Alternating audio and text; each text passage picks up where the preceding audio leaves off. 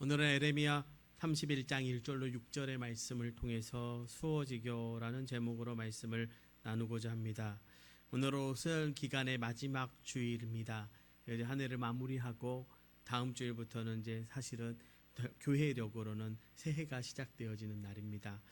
오늘 특별히 왕이신 그리스도 주일입니다. 오늘 말씀을 통해서 우리가 하나님과 우리의 관계를 좀 생각해 보고 한 해 동안 왕이신 그리스도가 어떻게 우리를 다스리셨는지 또 어떻게 우리에게 은혜를 베푸셨는지 좀 생각해 보고 또 그 관계 속에서 우리가 앞으로 어떻게 하나님과 관계를 맺으며 살아가야 될지를 생각해 보는 좀 그런 아름다운 시간 되시기를 주님의 이름으로 축원합니다. 역사상 가장 아름다운 군신의 관계를 이야기하면 많은 이야기들이 있을 것입니다. 그런데 삼국지에 나오는 유비와 제갈량 사이의 이 돈독한 이야기는 정말로 아름다운 이야기라고 할 수 있겠죠. 특별히 유비는 제갈량이라고 하는 이 군사를 얻기 위해서 그의 집에 3번이나 찾아갑니다. 그 3번 찾아간 이야기를 우리는 삼고초려라고 하는 사자성어를 통해서 알고 있습니다. 한 사람을 얻기 위해서 3번의 수고로움을 감당한 유비와 제갈량의 관계를 나타내는 또 다른 사자성어가 있는데 그 사자성어의 유래는 다음과 같습니다. 삼국지 제갈량전에 보면 약간의 나이에 유비의 군사가 된 제갈량을 이 유비의 의형제가 누굽니까? 장비와 간우라고 하는 사람들이 있죠. 이 두 의형제가 질투합니다.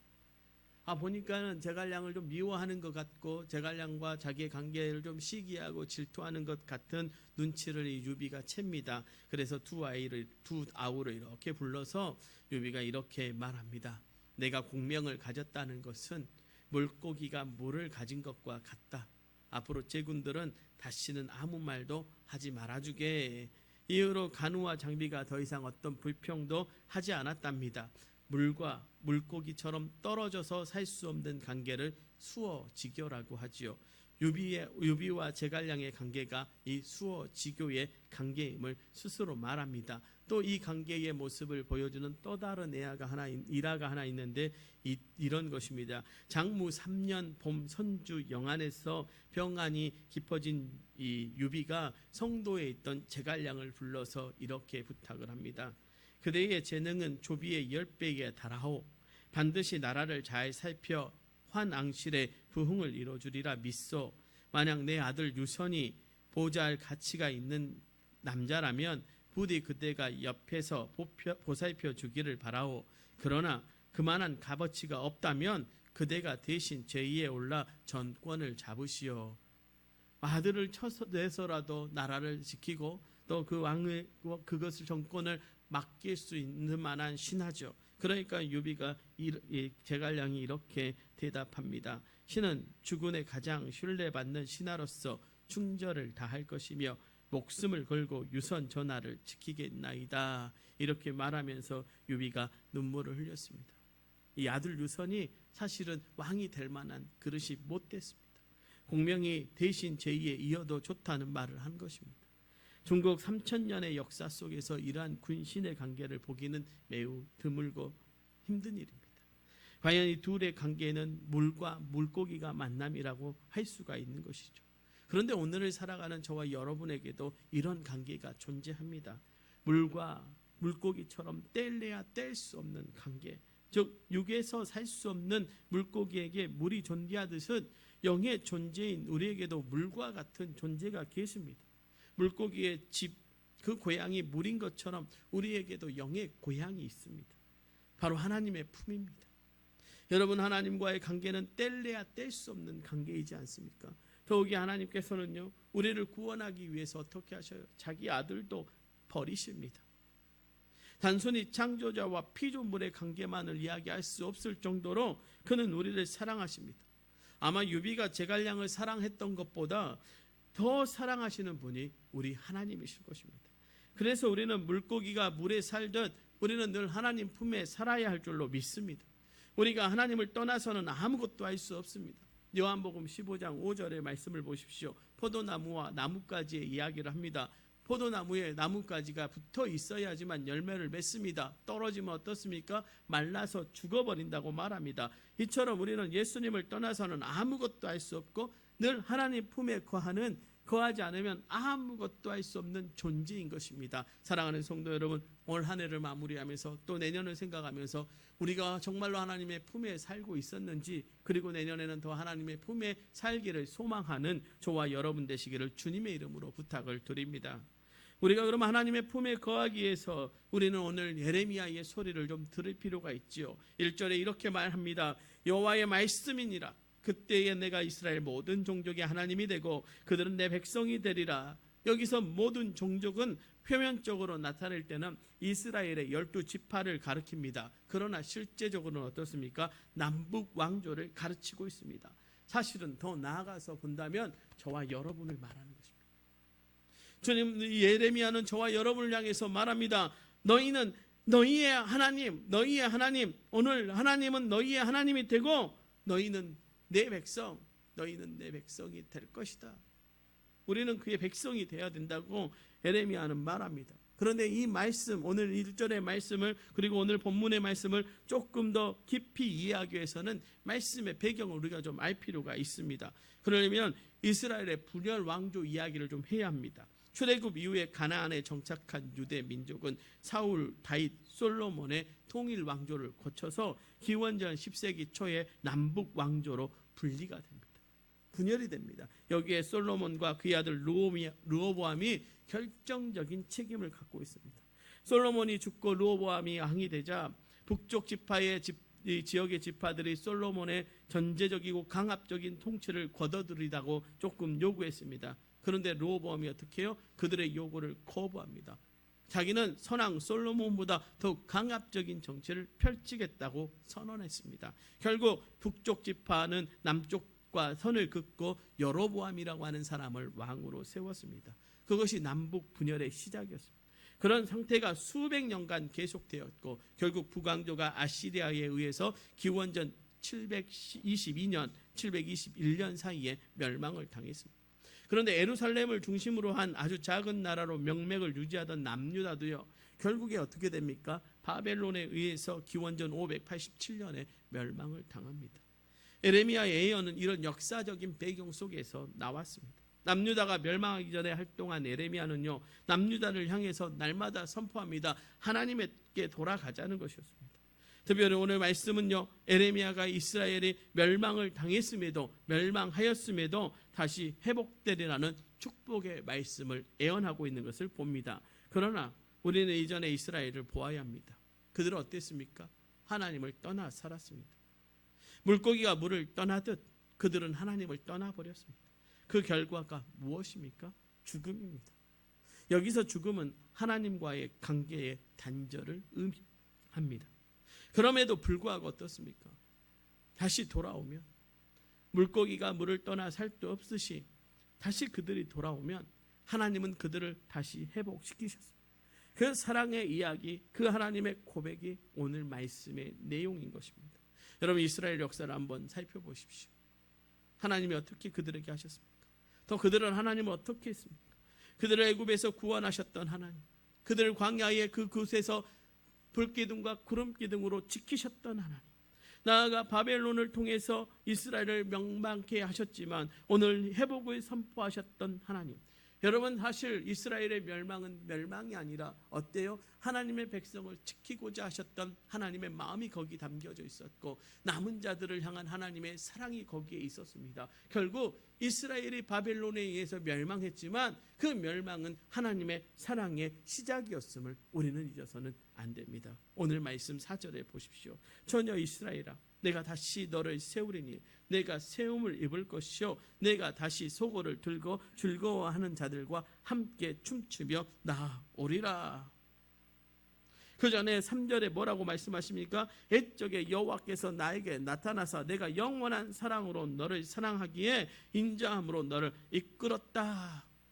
사랑하는 성도 여러분, 하나님이 여러분을 날마다 사랑으로 이끌어 가심을 믿으십시오. 그리고 그 사랑의 이끌림에 끌려 살아가는 저와 여러분 되시기를 주님의 이름으로 축원합니다. 여러분이 이렇게 이스라엘을 회복시키시는 원하시는 하나님께서 저와 여러분과의 관계도 회복시키기를 원하십니다. 수어 지교의 관계로 말입니다.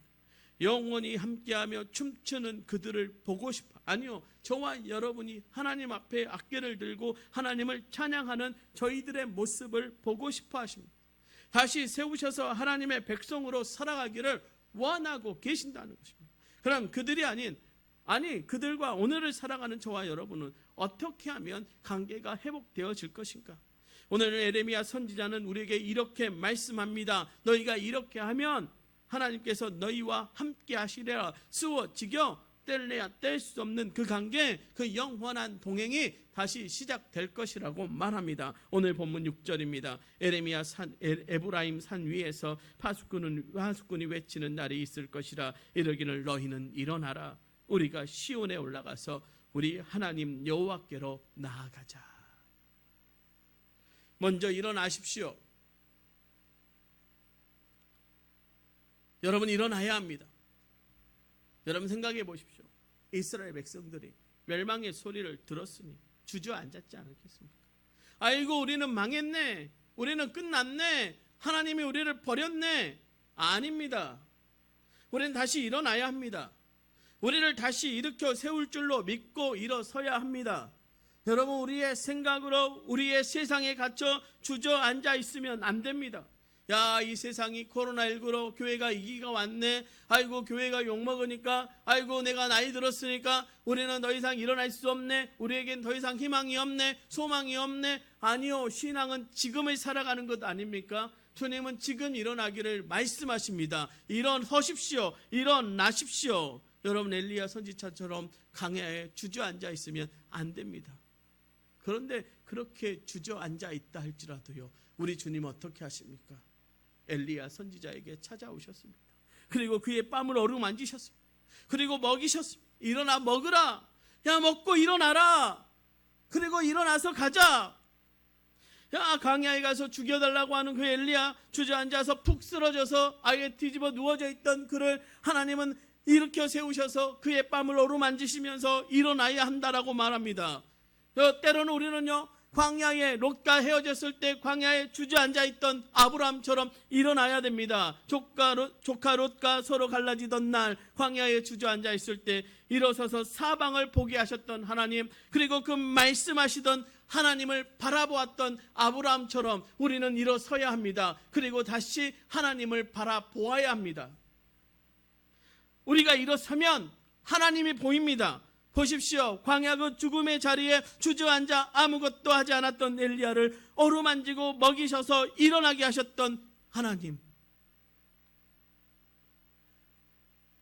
그 하나님을 우리는 만나야 합니다. 사랑하는 성도 여러분, 일어나십시다. 이제 우리가 2022년을 준비하면서 일어나십시다. 그리고 어디로 가야 합니까? 하나님을 만나러 가야 합니다. 어디로요?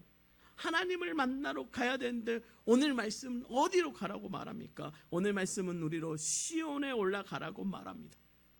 시온이 어디입니까? 하나님을 만났던 곳 아닙니까? 우리 하나님을 만났던 곳으로 가십시오. 여러분이 처음 하나님을 만났던 그곳에 서십시오. 뜨겁게 하나님을 찬양하고 뜨겁게 하나님 말씀이라면 돼요. 그 말씀만 의지하면 살 수 있어요. 나 예수만 바라볼게요 라고 고백했던 그 하나님을 만났던 자리로 가야 합니다. 여러분이 처음 하나님을 뜨겁게 만났던, 하나님이 뜨겁게 여러분을 만났던 그곳으로 가야 합니다. 여러분, 만지시고 일어나게 하신 엘리야가 어디로 갑니까? 열왕기상 19장 8절에 보니까 이렇게 말씀하시네요. 이에 일어나 먹고 마시고 그 식물의 힘을 의지하여 40주 40야를 행하여 하나님의 산 호렙에 이르니라. 하나님의 산 호렙이 뭐였습니까? 하나님을 만나는 곳입니다. 하나님을 만났던 곳 호렙으로 엘리야가 갔습니다. 여러분, 야곱은요, 야곱의 인생의 가장 위기가 언제였습니까? 수없이 많은 위기 속에 살았죠. 그는 단 한 번도 편안하게 살지 않았다고 고백합니다. 그러죠. 그가 바로 앞에 살았을 때 내가 80년을 120년을 살았는데 하루도 편할 날이 없었습니다 라고 고백합니다. 그런데 그가 형과 화해하고 그 다음에 갔던 곳이 세겜이라는 곳이었죠. 세겜에서 어떤 사건이 있었습니까? 자기의 딸 디나, 사랑하는 딸 디나가 그 세겜의 추장의 아들에게 좋지 않은 일을 당하는 사건이 벌어집니다. 그런데 오빠들이 어떻게 처리해요? 할례를 받으러 하고 그 남자들을 싹 죽여버리는 사건이 발생합니다. 그때 야곱이 어떤 조치를 내립니까? 야곱의 고백입니다. 이렇게 말합니다. 창세기 35장 3절에 우리가 일어나 베델로 올라가자. 나의 환난 날에 내게 응답하시며 나의 가는 길에서 나와 함께 하신 하나님께 내가 거기서 단을 쌓으려 하노라.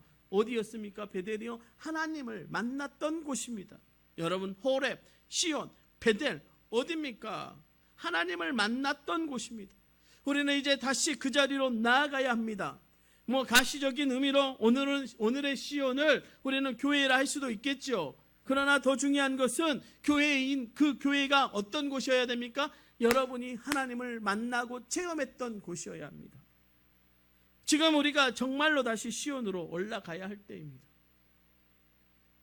이제 우리가 대림절 특별 새벽 기도회를 앞두고 있습니다. 저는 이번 대림절 새벽 특별 기도회가요, 다시 하나님 앞으로 나아가는 길이었으면 좋겠습니다. 시온을 체험하는 길이었으면 좋겠습니다. 다시 시온으로 올라가는 길이 거기에 있어야 할 줄로 믿습니다. 이번 대림절은요, 오늘 시온으로 올라오라 하신 하나님의 말씀이 이루어지는 시간이었으면 좋겠습니다. 여러분, 이제 우리가 다시 시온을 회복합시다. 하나님을 만났던 그곳을 회복합시다. 그리고 여러분이 시온으로 올라오면 하나님께서 위로해 주시고 회복시켜 주실 것입니다. 그리고 그곳에서 다시 일어서게 하실 것입니다. 따라하십시오. 일어나 시온으로 가자. 그렇습니다. 우리 일어나 시온으로 가야 합니다. 우리 사랑하는 성도 여러분, 시온으로 올라가십시다. 그리고 거기서 우리로 다시 회복의 은혜를 받으십시다. 이번 일을 통해서, 이제 오늘 말씀을 통해서, 그리고 대림절 특별 새벽 기도회를 통해서 여러분의 삶 가운데 시온의 회복이 일어나기를 주님의 이름으로 축원합니다. 그럼 그 시온에 올라가면 우리는 어떤 일이 있는가? 왜 하나님은 우리에게 시온에 올라오라고 하시는가? 시온에 올라온 백성과 하나님은 가까이 하기를 원하십니다. 즉 시온에 올라오라고 하는 것은 너 나와 가까이 지내자라고 말씀하십니다. 이제 그 명령에 따라 사랑하는 성도 여러분, 하나님과 가까워지기를 주님의 이름으로 축원합니다. 그것이 우리에게 축복입니다. 여러분, 시편의 많은 시 중에 다윗이 많은 시를 졌지만 아삽이라고 하는 사람이 있지 않습니까? 73편이 이 아삽의 시입니다. 그런데 이 73편에 가장 아삽이 하고 싶었던 말이 뭐냐? 바로 28절의 말씀인데 28절 상반절에 그는 이렇게 우리에게 고백합니다. 하나님께 가까이 함이 내게 복이라. 여러분, 뭐가 복입니까? 여러분, 물질이 풍성해지는 거요? 내가 명예를 얻는 거요? 내가 힘을 얻는 거요? 내 곳간이 채워지는 거요? 아니요. 하나님이 우리 가정에 와서 우리의 가정의 가장이 되어주시고 우리의 가정의 머리가 되어주시고 더 중요한 것, 우리와 가까이 하는 것이 가장 큰 복일 줄로 믿습니다. 왜 하나님이 가까이 하는 것이 복인가? 여러분, 그는 말합니다. 하나님께 가까이 해서 그를 나의 피난처로 삼는 것, 그래서 피난처 되어주시는 하나님이 계시니 나는 복이다라고 말합니다. 여러분, 재밌는 사실 있죠? 왜 물과 물고기가 친할 수밖에 없습니까? 물고기는 물을 떠나서 살 수가 없습니다. 물을 떠나는 순간 죽음을 맞이하기 때문에 그렇습니다. 그래서 물과 물고기는 뗄래야 뗄 수 없습니다. 여러분, 우리가 하나님과 왜 뗄래야 뗄 수 없습니까? 우리는 하나님을 떠나면 저주된 인생이 될 수밖에 없기 때문에 그렇습니다. 하나님을 떠나면 우리는 죽을 수밖에 없습니다. 우리의 영이 단절되어져서 하나님과 우리의 소통되어지지 않는 그 불통 때문에 우리는 영원한 죽음을 맞이할 수밖에 없습니다. 그래서 예수 그리스도 십자가 지고 그 피 흘리실 때 뭐가 열렸어요? 지성소의 휘장이 찢어지면서 하나님과 우리가 만날 수 있게 된 것 아닙니까? 여러분, 그 길이 열린 것이 저와 여러분에게 축복입니다. 사랑하는 성도 여러분, 날마다 지성소 앞으로 나아가 하나님과 가까워지시는 저와 여러분 되시기를 간절히 주님의 이름으로 축원합니다. 그랬더니 중요한 것이 있습니다. 왜 그러는가? 왜 그 은혜에 우리가 하나님 앞에 가까이 해야 되는가? 그때에 우리에게 언약이 이루어지기 때문에, 은혜의 약속이 우리에게 오늘 1절에 뭐라고 그래요? 모든 종족의 하나님이 되고 그들은 내 백성이 되리라. 여러분, 하나님의 꿈이 뭔지 아십니까? 나는 너희의 하나님이 되고 너희는 내 백성이 되어야 한다.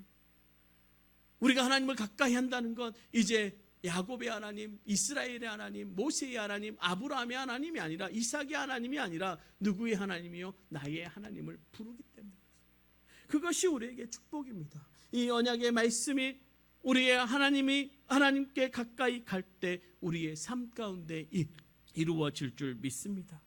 제가 또한 말씀을 준비하면서 하나님 가까이 한다는 게 무슨 의미입니까? 왜 하나님 우리에게 가까이 하라고 말씀하십니까?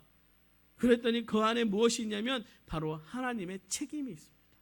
이사야 46장 3절로 4절의 말씀, 이 말씀이 여러분에게 축복의 말씀이 되기를 원합니다. 이렇게 말씀하십니다. 야곱의 집이여, 이스라엘 집에 남은 모든 자여, 내게 들을지어다. 배에서 태어남으로부터 내게 안겼고 태에서 남으로부터 내게 업힌 너희여, 너희가 노년에 이르기까지 내가 그리하겠고 백발이 되기까지 내가 너희를 품을 것이라. 내가 지었은즉 내가 업을 것이요 내가 품고 구하여 내리라. 여러분, 이 말씀이 여러분에게 축복의 말씀이 되기를 주님의 이름으로 축원합니다. 여러분, 주님이 백발이 될 때까지, 여러분의 머리가 백발이 성성해질 때까지, 여러분이 노년이 되어서도 허리가 굽어서 지팡이를 짚고 다닐지라도 주님은 내가 너희를 지었으니까, 내가 너희를 가장 가까이 알고 내가 너희를 잘 아니까 내가 너희를 품고 업고 다니겠다라고 말씀하고 계십니다. 하나님의 사랑은 그렇게 책임감이 넘치는, 그래서 하나님을 성실하신 하나님, 신실하신 하나님, 믿부신 하나님이라고 우리가 고백하지 않습니까? 이제 하나님을 가까이함을 통해 믿부신 하나님의 축복이 여러분의 삶 가운데 있기를 주님의 이름으로 축원합니다. 여러분, 하나님을 가까이함을 통해 성실하게 우리의 삶 가운데 사랑을 베푸시는 그 사랑이 여러분의 삶 가운데 넘쳐나기를 주님의 이름으로 축원합니다. 여러분의 하나님을 가까이함을 통해 신실하게 우리에게 은혜를 베푸신 그 은혜가 날마다 넘쳐나기를 주님의 이름으로 축원합니다. 사랑하는 동부의 가족 여러분, 물고기가 물을 찾는 것이 당연합니다. 피조물 된 인간이 창조자 되신 하나님께 가까이 가는 것은 당연합니다. 이 당연한 이야기를 하는 이유는 그 당연한 것을 때로는 우리가 잊어버리고 살기 때문입니다. 여러분, 일어나십시다. 그리고 영적인 고향 하나님 품으로 가십시다. 그리고 하나님과 가까이 하며 사십시다. 수호지켜 물과 물고기의 사귐, 물고기가 물을 떠나 살 수 없으시 저와 여러분은 하나님과 수호지켜 해야 합니다. 저와 여러분은 하나님을 떠나서는 살 수 없습니다. 고백하십시오. 하나님을 떠나서는 우리가 아무것도 아닙니다. 그렇습니다. 우리는 아무것도 아닙니다. 늘 하나님과 사귐을 기뻐함으로 하나님과 영적 수호지교를 이루어가는 저와 여러분 되시기를 주님의 이름으로 축원합니다. 그래서 하나님의 동행의 축복이 올해 그리고 2022년에도 이어져 가는 복된 도초동북교회 모든 성도들 되시기를 주님의 이름으로 축원합니다. 기도하겠습니다.